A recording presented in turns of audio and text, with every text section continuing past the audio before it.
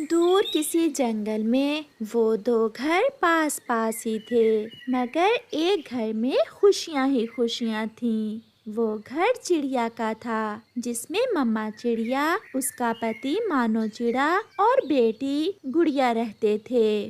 दूसरे घर में कालू कौवा, उसकी पत्नी गोरी कौवी और उनका बेटा जग्गू कौवा रहते थे। कालू कौवा बहुत आवारा, बदतमीज और नशेई था। गौरी, क्या कुछ पैसे घर में हैं? अगर हैं तो मुझे 100 रुपए उधार दे दो। मेरे पास जो भी पैसे थे वो सारे तुमने उधार ले लेकर खत्म कर दिए। ये बात प्यार से भी हो सकती है, हर समय लड़कर ही बोलती हो। ला ला ला ला ला ला ला ला ला, आवारा पागल दीवाना में कालू कौवा मस्ताना। फिर ऐसे गाना गाते हुए कालू कौवा अपने घर से निकल जाता है। गुड़िया के पापा, आज आप भोजन को जाएंगे या मैं जाऊं? मैं चला जाता हूँ, आप घर में गुड़िया के पास ही रहें। और वैसे भी आपकी सेहत कल से ठीक नहीं है, मैं वापस आते हुए आपके लिए मीठा फल लेकर आऊँगा। अपना ख्याल रखना। फिर पापा चिड़िया अपने घर से निकलता है। ये लो 100 रुपए। ओए होए, आज तो मेरी पत्नी मेरे पीछे ही पैसे लेकर आ गई है, क्या ही बात है। कालू जी, कभी कोई काम मेरा भी कर दिया करो। बताओ बताओ गौरी, पैसों के अलावा कहोगी करूँगा, बस एक पैसे ना मांगना और मेहनत वाला काम भी ना बताना। बहुत आसान है मेरा काम। तो फिर बताओ। चिड़िया का पति उसका बहुत ख्याल रखता है और तुम नशा करते हो। एक दुख मुझे तुमने दिया हुआ है और दूसरा उस चिड़िया की खुशियों ने। गौरी, मैं समझा नहीं, तुम क्या कहना चाहती हो? यही कि किसी न किसी तरह उस छोटी चिड़िया की खुशियाँ भी मेरी तरह दुखों में बदल दो। हाँ, अब मैं समझा। तो क्या चिड़िया के पति को भी लगा दूं नशे पर? देखते हैं तुम ऐसा कर पाते हो या नहीं। अपनी गौरी की ये छोटी सी खुशी तो मैं जरूर पूरी करूँगा। ऐसा फसाद हो चिड़िया के घर में कि मजा ही आ जाए। रोज लड़ाई हो उन पति पत्नी में। जैसा तुमने सोचा है उससे भी बढ़कर लड़ाई होगी उन दोनों में, बस मुझे 1-2 दिन का समय दो। फिर कालू कौवा वहाँ से चला जाता है। वो सीधा अपने दोस्त उल्लू के पास जाता है। वहाँ से दारू लेता है, 100 रुपए देता है। आज बैठोगे नहीं? नहीं यार, आज मेरी पत्नी ने मुझे एक बड़ा काम दिया है, मुझे वो काम करना है। फिर कौवा वहाँ से चला जाता है। पहाड़ों पर किक्कर के पेड़ पर मानो चिड़ा बैठा हुआ था। कालू कौवा भी अपनी दारू की बोतल लेकर वहाँ पहुँच जाता है। ठंडे ठंडे मौसम का मजा लीजिए, हवाओं में उड़ना है, थोड़ी पी लीजिए। मानो, ओए यार मानो, घूंट लगाओगे? बेशरम कौवे, तुम्हें पता है मैं दारू नहीं पीता। मुझे पता है मानो, मगर एक घूंट लगा कर तो देखो, मजा न आए तो फिर कहना। यहाँ किक्कर के पेड़ पर सब देख रहे हैं, तुम अपना दारू लो और यहाँ से चले जाओ। ना पीना यार, आओ तो सही, हम वो सामने झाड़ियों में चले जाते हैं। अच्छा, ये मीठा फल खा लेना, मेरे पास तो बैठ जाओ। फिर कालू कौवा मानो को साथ लेकर झाड़ियों में चला जाता है। लो ये मीठा फल खाओ। यार, मैं ये मीठा फल अपनी पत्नी के लिए ले जाता हूँ, हूँ भाभी जी के लिए। हाँ हाँ, ले जाओ, मैं कल फिर तुम्हें मीठे फल ला कर दूंगा। लो यार, एक घूंट तो लगा। यार कालू, डर लगता है। ऐसे कहते हुए और डरते हुए मानो चिड़ा दारू का एक घूंट लगा लेता है। लो, लगा लिया, अब दोबारा ना कहना। फिर ऐसे वो शाम तक बैठे रहते हैं और फिर शाम के कालू कौवा और मानो अपने अपने घरों को चले जाते हैं। कालू जी, कुछ किया मेरे काम का? गोरी, समझो तुम्हारा काम हो गया। मैंने चिंगारी सुलगा दी है। बस अब आग आहिस्ता आहिस्ता भड़केगी। बस देखती जाओ अपने पति कालू कौवे के काम। ये सुनकर गोरी कौवी बहुत खुश होती है। गुड़िया की मम्मा, ये लो, मीठा फल लाया हूँ मैं आपके लिए। पापा, आज आप इतनी देर से क्यों आए हो घर?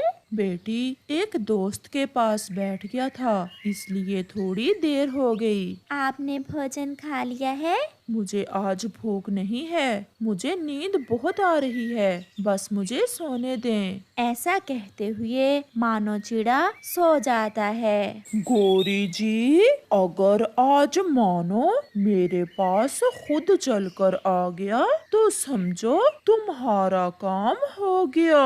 बस जल्दी से दोनों पति पत्नी की लड़ाई करवा दो, मुझे तो फिर ही सुकून मिलेगा। कुछ पाने के लिए कुछ खोना होता है। क्या मतलब? मेरा मतलब 100 रुपए चाहिए, फिर ही तो मैं दारू ले सकूंगा मानो को देने के लिए। गोरी चिड़िया से नफरत की आग में जल रही थी। चिड़िया की कोई लड़ाई ना थी गोरी से, मगर फिर भी गोरी कौवी से चिड़िया की खुशियाँ ना देख होती थी। फिर कालू कौवा उल्लू से दारू लेता है और जाकर कल वाले उसी किक्कर के पेड़ पर बैठ जाता है। न जाने मेरी पत्नी को उन दोनों में लड़ाई करवा कर क्या मिलेगा। उसे कुछ मिले ना मिले, मुझे तो दारू पीने के लिए पैसे मिल रहे हैं। थोड़ी देर बाद मानो चिड़ा भी उसी दिशा में आ जाता है और आकर कालू के पास बैठ जाता है। सुनाओ मानो, नींद कैसी आई? सच बताऊं तो एक घूंट ने सारी रात आंख नहीं खुलने दी। मुझे पता था आज मानो घोड़े बेचकर सोया हुआ होगा। तो फिर चलें? कहाँ? झाड़ियों में तुम्हारे कौन सा पैसे लगेंगे? फिर थोड़ी देर चुप रहने के बाद मानो चिड़ा कालू के साथ झाड़ियों में चला जाता है। वो दोनों वहाँ दारू पीते हैं और वहाँ ही सो जाते हैं। शाम हो जाती है। जब मानो चिड़ा घर नहीं आता तो उसकी पत्नी रानो चिड़िया परेशान हो जाती है। गुड़िया, आपके पापा कल भी बहुत देर से घर आए थे और आज तो अभी तक नहीं आए। मम्मा, हो सकता है पापा को कल वाला दोस्त फिर मिल गया हो, ऐसा पहले तो ना था। फिर चिड़िया सोचों में गुम हो जाती है। उठो मानो, उठो। उठो मुफ्त खोर दोस्त, उठो। मुफ्त के दारू में नशा भी ज्यादा होता है। अब घर जाओ, शाम हो गई है। बहुत मुश्किल से मानो चिड़ा उठ जाता है और वो दोनों अपने अपने घरों को जाते हैं। गोरी जी, काम हो गया, समझो काम हो गया। बस तैयारी करो। किस चीज की तैयारी कालू जी? आज पड़ोसियों की पहली लड़ाई होने वाली है। लड़ाई सुनने की तैयारी करो। मैं तो उनके घर में जाकर देखूंगी। क्या हुआ है आपको? क्या हुआ है? आप घर आते ही ऐसे क्यों गिर गए हैं? दूर दूर मुझसे सब दूर हो जाओ। मैं उड़ने वाला हूँ हवाओं में, ठंडी हवाओं में मैं उड़ने वाला हूँ। हाय मैं मर गई। गुड़िया बेटी, आपके पापा ने दारू पी रखा है क्या? मम्मा, पापा तो ऐसे काम कभी नहीं करते। मेरा दिल सुबह से ही डरा हुआ था। आप होश करें, गुड़िया का भोजन भी नहीं लेकर आए आप। तो खुद चली जाती, मैं कोई नौकर हूँ तुम्हारा? बोल बोल, मुझे कोई नौकर रखा हुआ है तुमने? कालू, कालू इधर आओ, कान लगाकर सुनो तो जरा, काम शुरू हो गया है। मैं अपने घर को गोरी कव्वी के घर जैसा नहीं होने दूंगी। कल से आप घर में ही रहेंगे और भोजन मैं खुद ले आया करूंगी।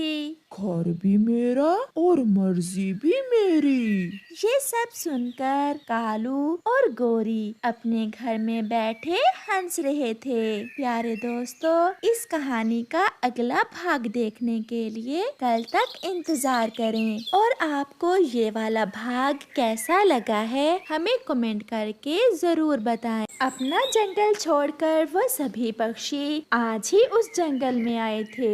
सबके पास अपने अपने भोजन के बैग तो थे, परंतु अब उन्हें यहाँ इस नए जंगल में अपने लिए घर बनाने थे। दोस्तों, अब तो शाम हो गई है, समय थोड़ा है। आज की रात तो हमें खुले आसमान तले ही गुजारना होगी और फिर कल हम सब अपने लिए घर बना लेंगे।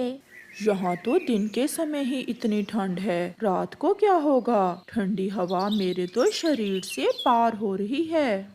कबूतर यार, आप तो बहुत जल्दी घबरा जाते हो। एक रात की ही तो बात है, जैसे ही सुबह होगी हम सब अपने लिए सुरक्षित घर बना लेंगे। ऐसे घबराने से काम नहीं चलेगा कबूतर भैया। हम इस जंगल में नए आए हैं, कुछ ना कुछ मुसीबतें तो सहना ही पड़ेंगी। अपने दोस्तों के हौसला देने से कबूतर भी थोड़ा अकड़ कर बैठ जाता है। आप ठीक ही कह रहे हो, एक रात तो हम गुजार ही लेंगे। फिर वो सब वहीं बड़े पेड़ के नीचे रात गुजारने का फैसला करते हैं। वो सब अपने अपने भोजन के बैग अपने सर तले रखते हैं और आराम करने के लिए लेट जाते हैं। कालू जी, आज सारा दिन हवाएं चल रही थी, इसलिए आज की रात तो बहुत ठंडी होगी। जल्दी से अंगीठी में आग सुलगा दो। मैं अभी आग सुलगा देता हूँ। मुझे तो ऐसी ठंड की रातें बहुत सुंदर लगती हैं।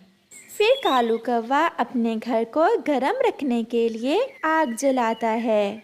जैसे ही रात थोड़ी गहरी होती है, हवा और भी तेज हो जाती है और ठंड और भी बढ़ जाती है। पहले तो वो सभी दोस्त एक दूसरे से सोने का नाटक करते रहते हैं। फिर जब ठंड उनकी बर्दाश्त से बाहर हो जाती है, तो चिड़िया सबसे पहले उठकर बैठ जाती है। कबूतर भैया, क्या सोए हुए हो? मेरी तो ठंड से जान जा रही है। ऐसे हालात में नींद कहाँ आती है? मैं तो मर जाऊंगा। आज पहली ही रात इस जंगल में मेरी आखिरी रात होगी। दोनों की बातें सुनकर तोता भी तुरंत बोलता है। चिड़िया बहन, कबूतर सच कह रहा है। आज की रात जिंदा रहेंगे तो फिर ही कल घर बनाएंगे ना। मुझे तो लग रहा है हम सब आज रात ही ठंड से मर जाएंगे। फिर चिड़िया की नजर थोड़ी दूर एक घर से निकलती रोशनी पड़ जाती है।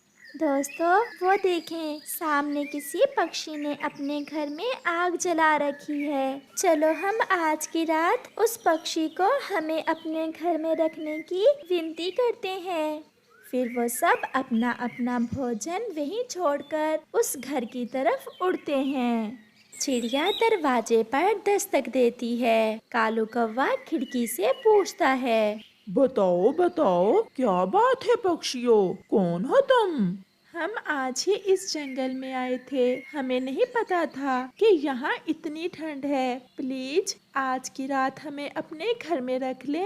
हम कल सुबह होते ही अपने लिए घर बना लेंगे। कालू तो खामोश रहता है और उसकी पत्नी गोरी कौवी पीछे से बोलती है, कालू पीछे हटो, मैं देखती हूँ इन्हें। अच्छा तो क्या रात गुजारनी है हमारे घर में? जी जी आंटी जी। चुप चुप कर जाओ गंदे कबूतर, मैं तुम्हें क्या आंटी नजर आती हूँ? आंटी के बच्चे। सॉरी सॉरी मैडम, मैं भूल गया था। अगर मेरे घर में रहना है तो पहले तुम में से कोई मुझे गाना सुनाए। गोरी कौवी ऐसे उन पक्षियों से मजाक करती है। गाना गाना तो नहीं आता हमें। नहीं नहीं, मैं सुनाता हूँ। अगर किसी भी तरह कवि जी आज की रात आप हमें अपने घर में रख लें। फिर तोता गाना गाता है, कव्वी कितनी प्यारी सुंदर आँखों वाली, कौवा कितना प्यारा तेज चोंच वाला। तोता ऐसे गोरी को गाना सुनाता है। अपनी तारीफ सुनकर कौवा और कव्वी बहुत खुश होते हैं। कवि जी प्लीज, ठंडी हवा हमें मार देगी, हम पर दया करो, दरवाजा खोलो और हमें अपने घर में आ लेने दो। ऐसे कैसे? अभी तोते ने गाना सुनाया है, अभी तो कबूतर तुम्हारा डांस भी देखेंगे, फिर हम तुम्हें अपने घर में आने देंगे। कबूतर भैया जैसा आता है वैसा ही करो, किसी तरह ये कौवे हमें अपने घर में रख लें। परंतु चिड़िया, जैसा मैंने गाना सुनाया है तुम भी ऐसा ही डांस दिखा दो यार, जिंदगी का मसला है। फिर कबूतर एक टांग पर खड़ा होकर डांस करता है, जिसे देख कौवा और कौवी जोर जोर से हंसते हैं। अब तोता गाना गाए और कबूतर करे डांस और चिड़िया तुम दोनों को देखती रहो। ऐसा कहते हुए गोरी कौवी खिड़की बंद कर लेती है। ये कौवी तो बहुत जालिम है, ये हमें अपने घर में नहीं रखेगी। यार सच बताऊं तो डांस करने से मेरी ठंड थोड़ी कम हो गई है। कबूतर फिर से एक टांग पर डांस करना शुरू करता है, जिससे उसे अपना शरीर थोड़ा गर्म महसूस होता है। वो वापस उसी पेड़ के नीचे चले जाते हैं और बातों बातों में रात गुजारते हैं। सुबह हो जाती है। सूरज की रोशनी को देखते ही ठंड भाग जाती है। वो सब दोस्त अभी तक सोए हुए थे, क्योंकि उन्होंने रात तो जाग कर गुजारी थी। उठो उठो दोस्तों, हम बच गए। चलो अब जल्दी से हम अपने लिए घर बना लेते हैं। कौवा और कौवी भी वहाँ आ जाते हैं। सुनाओ भी, रात कैसे गुजारी? जैसे भी गुजारी, तुम्हें इस बात से क्या? चल भाग यहाँ से। इतना गुस्सा क्यों कर रहे हो कबूतर? ये जंगल हमारा है और इन थैलों में क्या है? इनमें हमारा भोजन है, हम पिछले जंगल से अपना भोजन लेकर आए हैं। समय जाया ना करो दोस्तों, चलो जल्दी से शाम होने से पहले पहले अपना घर बनाएं। फिर वो सब दोस्त अपना घर बनाने में लग जाते हैं। गोरी, क्यों ना इन पक्षियों की भोजन की थैलियाँ उठाकर अपने घर में ले जाएं। कालू मेरा सुंदर पति कितना क्यूट लगता है जब तू ऐसी बात करता है। फिर वो दोनों पति पत्नी उन पक्षियों का भोजन उठाकर अपने घर ले जाते हैं। वो 2-3 चक्कर लगाकर उनकी सारी थैलियाँ ही उठा लेते हैं। कालू जी, इतना भोजन तो हमने कभी सपने में भी नहीं देखा। सारा ठंड का मौसम मौज करेंगे, अब हमें भोजन की कोई चिंता नहीं। अगर वो पक्षी अपना भोजन लेने आए तो हम घर का दरवाजा ही नहीं खोलेंगे। चिड़िया, कबूतर और तोता मिलकर काम करते हैं और शाम से पहले पहले वो अपने लिए एक घर बना लेते हैं। घर तो गया बंद, चलो अब अपना भोजन उठा लाएं। वो भोजन उठाने जाते हैं, वहाँ तो कुछ भी ना था। ये हमारा भोजन कहाँ गया? ये जरूर वो दुष्ट कौवे ही उठा कर ले गए होंगे। चलो हम उनके घर जाते हैं और अपनी भोजन की थैलियां वापस लेते हैं। चल चल भाग यहाँ से, बड़ा आया भोजन लेने वाला, हम नहीं देंगे, चल भाग। गौरी उन्हें ऐसे भगा देती है। जंगल में रात भी हो जाती है। जो उनके पास थोड़ा बहुत भोजन था वो सब खाते हैं और अपने गरम गरम घर में सो जाते हैं। कौवों का घर पुराना था और भोजन के 3 थैलों के बोझ से उनका घर एक तरफ को झुक जाता है और फिर टूटकर गिर जाता है। हाय कालू, मेरा पंख टूट गया। मेरी टांग इस बड़ी लकड़ी के नीचे है। अगर पता होता कि हमारा घर इतना कमजोर है तो हम भोजन की सारी थैलियां ना चुरा कर लाते, एक से ही काम चला लेते। वो सारी रात रोते रहते हैं और फिर सुबह दूसरे पक्षी उन्हें उनके टूटे हुए घर से बाहर निकालते हैं। कौवे, चिड़िया, कबूतर और तोते से बहुत शर्मिंदा थे क्योंकि उन्होंने सब कुछ भुलाकर उनकी मदद की थी। प्यारे दोस्तों, इस कहानी से हमें सीख मिलती है कि हमें हमेशा मुसीबत में दूसरों की मदद करनी चाहिए, ना कि दूसरों की मजबूरियों का फायदा उठाना चाहिए।